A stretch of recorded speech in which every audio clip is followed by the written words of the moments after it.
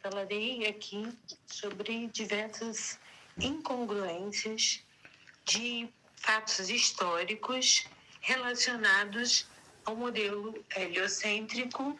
Eu digo heliocêntrico porque o modelo nunca deixou de ser, né, para um Sol imenso e muito distante. Então, atribuir outros nomes não descaracteriza este fato, né? Que para o modelo ser heliocêntrico, o Sol estaria muito distante e os raios seriam paralelos. E para esta hipótese, teria que gerar iluminação hemisférica, ou seja, de 180 graus, ou seja, metade da Terra.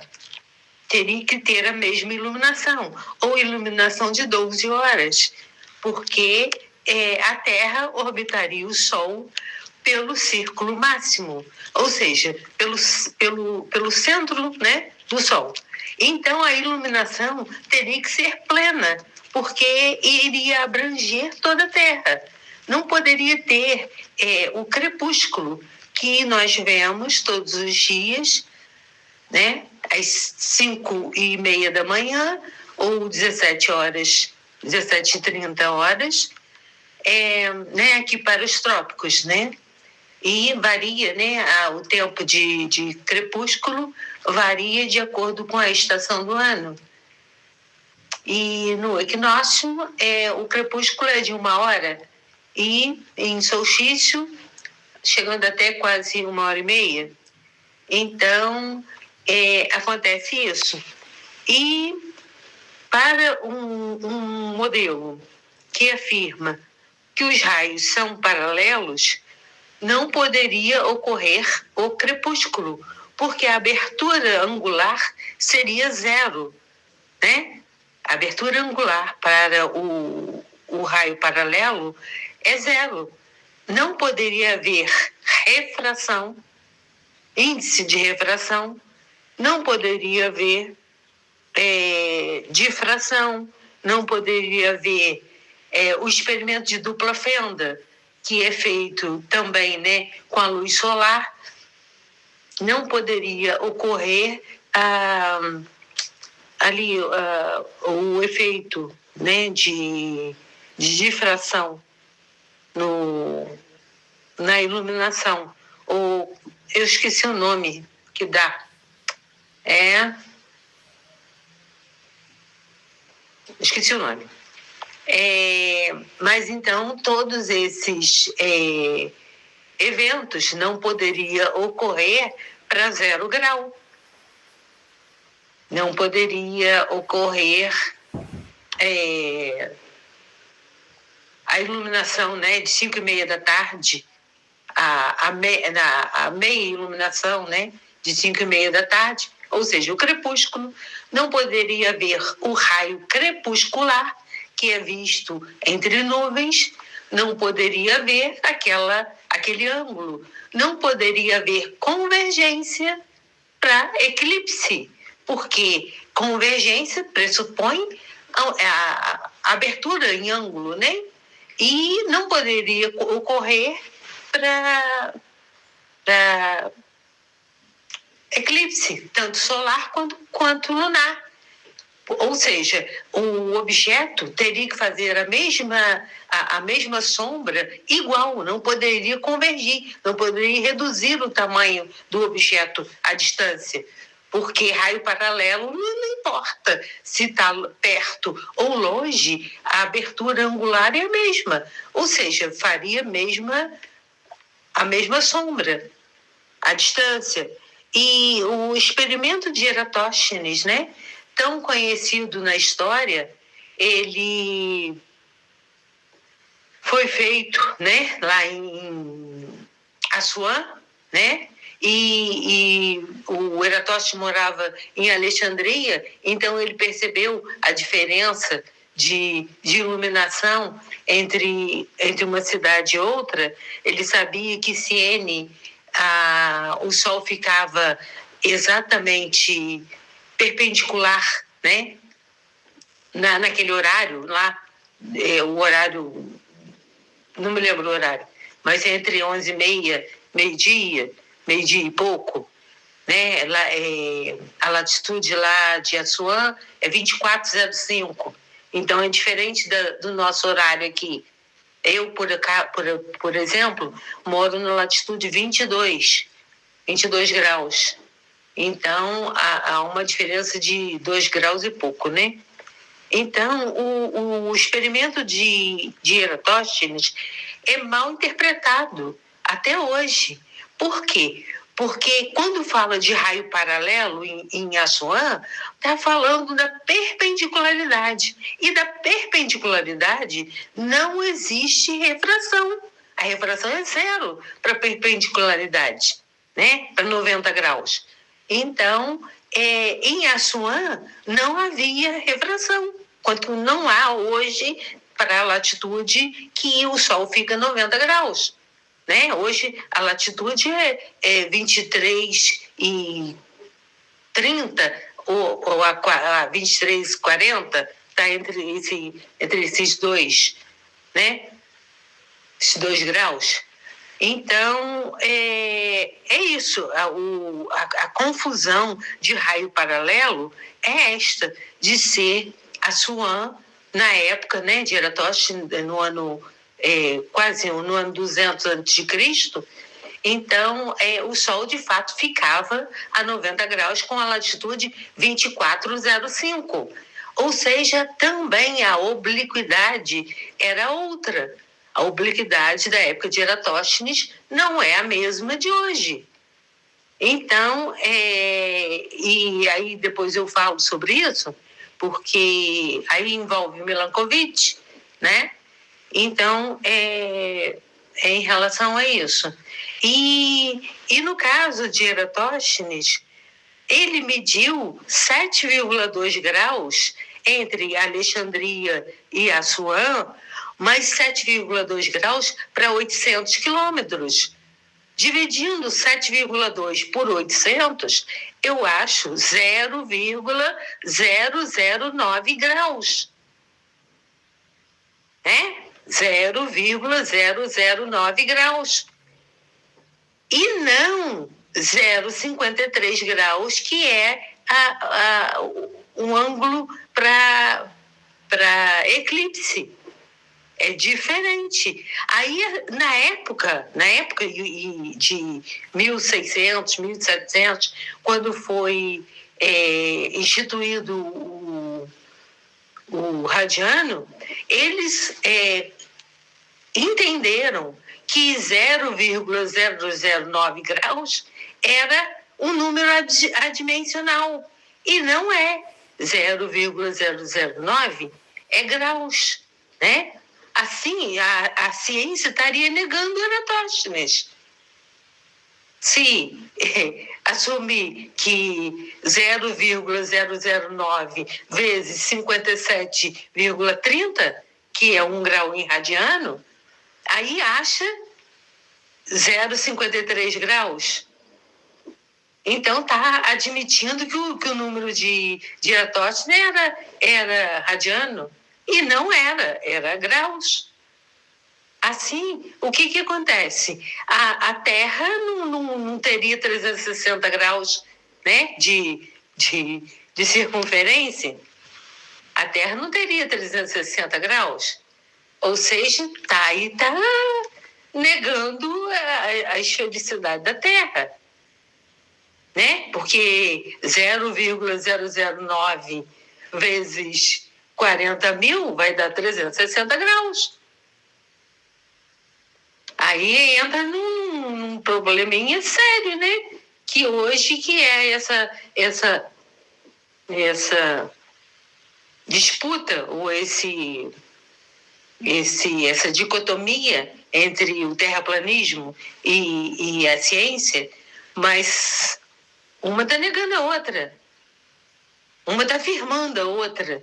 Se os raios são paralelos, a Terra não teria curvatura, não é? Então, entra num processo complicado. E, no entanto, o Eratosthenes, ele prova o quê? que os raios do Sol, eles não são paralelos.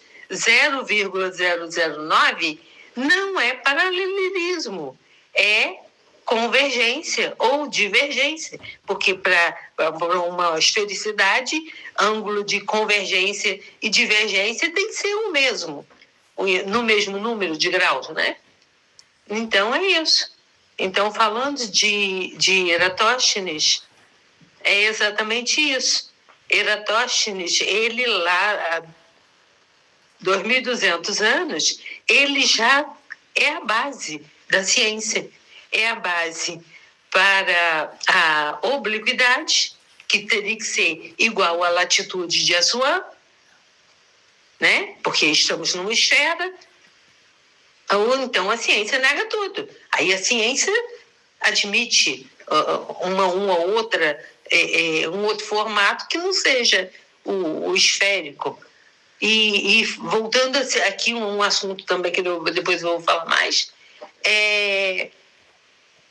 a formato geóide é também outro problema para a ciência, né?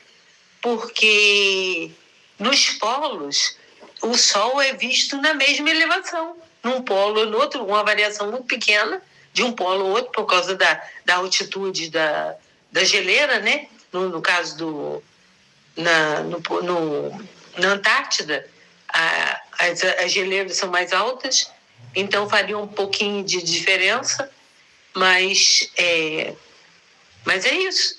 Aí está negando a própria elevação solar, que é medida muito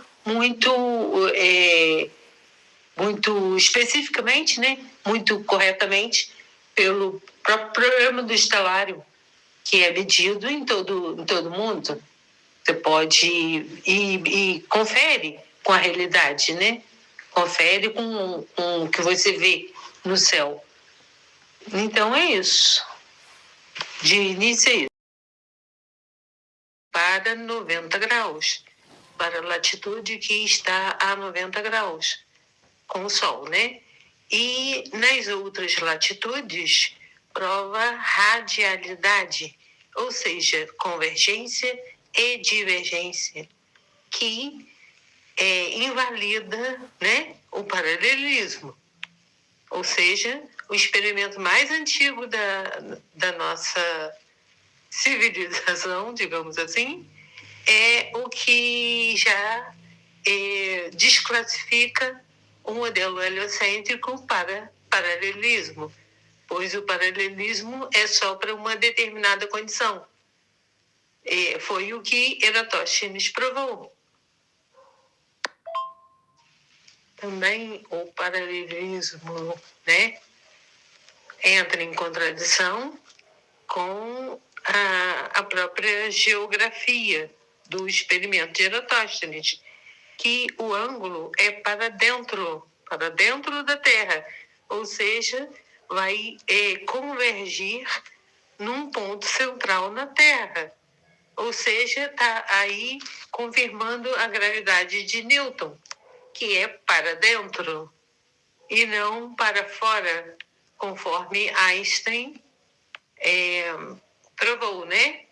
A divergência de Einstein é para o espaço, para fora, e não para dentro, conforme o experimento de Eratóstenes. Ou seja, esse ângulo ele vai convergir ou divergir, né, numa determinada distância. É exatamente isso que o experimento de Eratóstenes prova. Ou seja, 0,009 graus por quilômetro.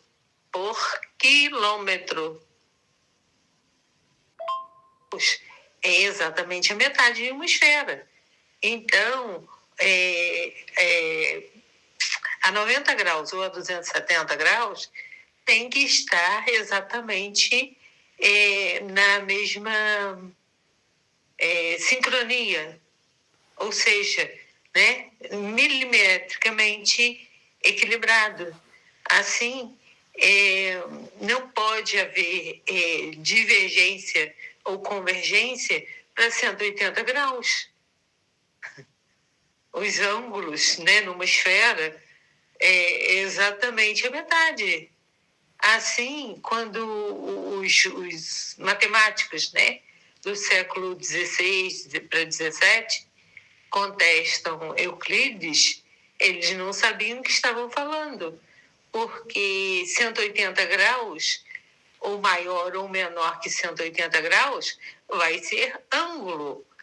Vai ser ângulo. Se numa esfera não atinge os 180 graus, vai exatamente gerar a geometria hiperbólica ou a cônica, né? É isso que o próprio Euclides já previu no quinto postulado. Ele fala de ser menor ou maior que 180 graus.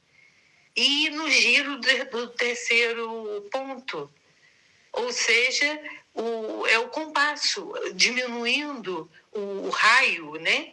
Porque o compasso faz exatamente isso,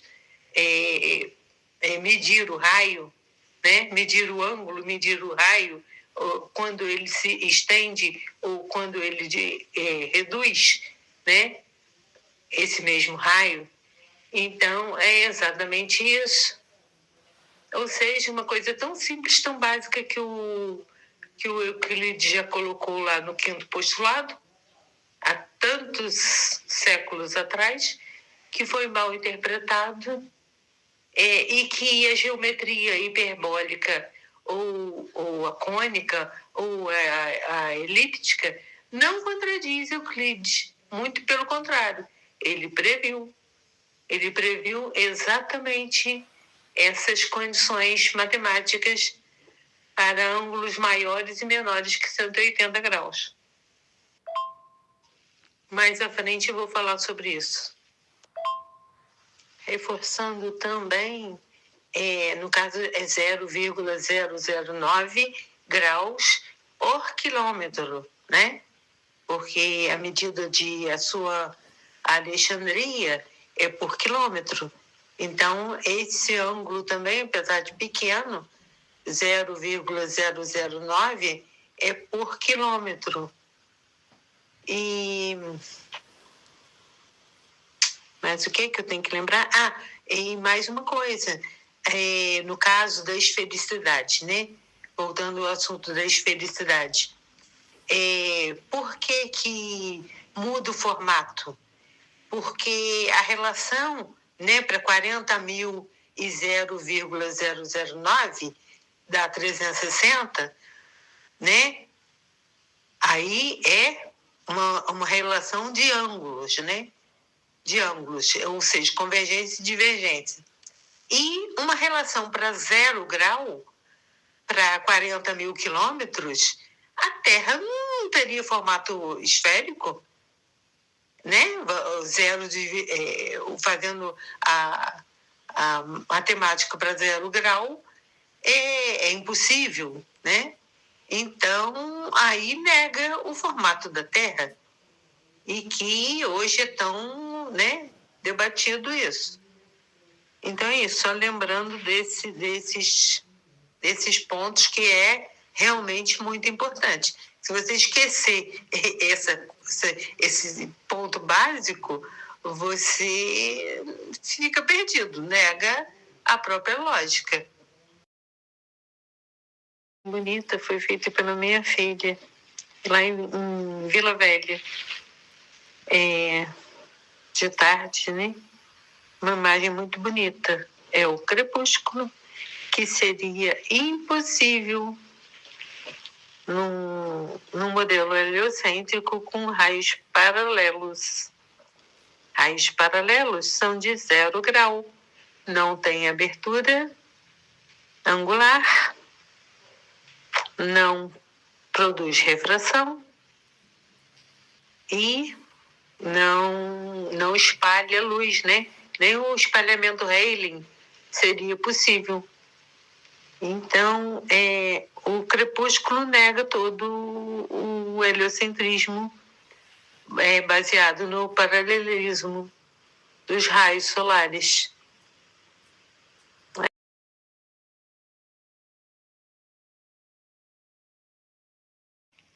um assunto relacionado também com paralelismo é este desenho que torna a convergência impossível por diâmetro. Por quê? Porque a própria curvatura impede. É só observar essas linhas pontilhadas em vermelho de uma esfera menor para outra esfera maior. A própria curvatura impede. E os raios do Sol, eles saem perpendiculares à circunferência, né? Perpendicular a cada ponto do Sol, da curvatura do Sol. Então, a própria curvatura do Sol impede a convergência. Esse desenho aí mostra muito claramente. E, no caso, né, da Terra também. A curvatura da Terra também impediria a iluminação, que ocorresse a iluminação ou a convergência para eclipse. Então é isso, é só observar o desenho, porque a convergência por diâmetro é impossível. E, no entanto, um modelo heliocêntrico calcula a distância angular, o tamanho angular, pelo diâmetro. Ou seja, está fazendo o cálculo exatamente de raio 2 vezes, ou o diâmetro. E o que é impossível porque a curvatura impede. É um fato que ficou esquecido, né? E outra coisa também, que também implica no quinto postulado de Euclides, né? Postulado das paralelas, que do diâmetro, 180 graus, né? Todo mundo sabe que diâmetro é 180 graus. E é impossível convergir por 180 graus. Ou seja, de 180 graus vai ser paralelismo, porque a função cotangente é para perpendicularidade, ou seja, de 90 graus e 270 graus, vai haver paralelismo. Não pode haver convergência desses dois pontos, de 90 graus e 270 graus. Né? Todo mundo sabe que num polo, vamos considerar a Terra ali, no polo norte ou sul, seria paralelismo. Ou no polo norte e sul do Sol, seria paralelismo. Não poderia haver convergência. Mas, no entanto, os raios do Sol convergem e divergem. Por quê? Porque o Sol é esférico. Como pode um corpo esférico emitir Sol de outra forma? E se o Sol fosse, de fato, imenso, a Terra não teria iluminação de menor que 180 graus. E, no entanto, pelo site Time and Date, a iluminação é em equinócio até a latitude 66 graus e meio. Acima, entre 66 graus e meio e 90, é iluminação difusa, é iluminação de crepúsculo, né? Que vai progredindo conforme a latitude, até chegar a latitude 90, que no caso é durante 24 horas, a iluminação é sempre de crepúsculo, né? No dia do equinócio. Vai alterando conforme vai mudando os dias. É isso.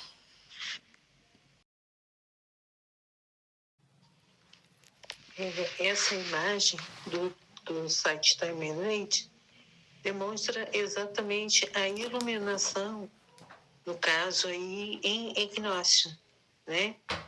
Ou seja, primavera ou outono. em que a iluminação é equilibrada na Terra.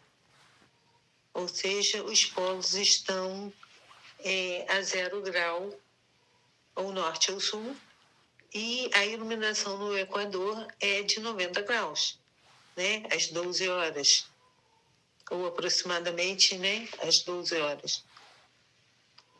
Ou seja, a iluminação na Terra não é hemisférica, porque da latitude 66 graus e meio a 90, a latitude 90 graus, a iluminação é difusa. Assim, não é hemisférica, não é de 180 graus. Mas o modelo heliocêntrico, a iluminação teria sim que ser de 180 graus, já que a Terra seria minúscula, orbitando pelo seu círculo máximo, ou seja, pelo equador do Sol. E a iluminação não é.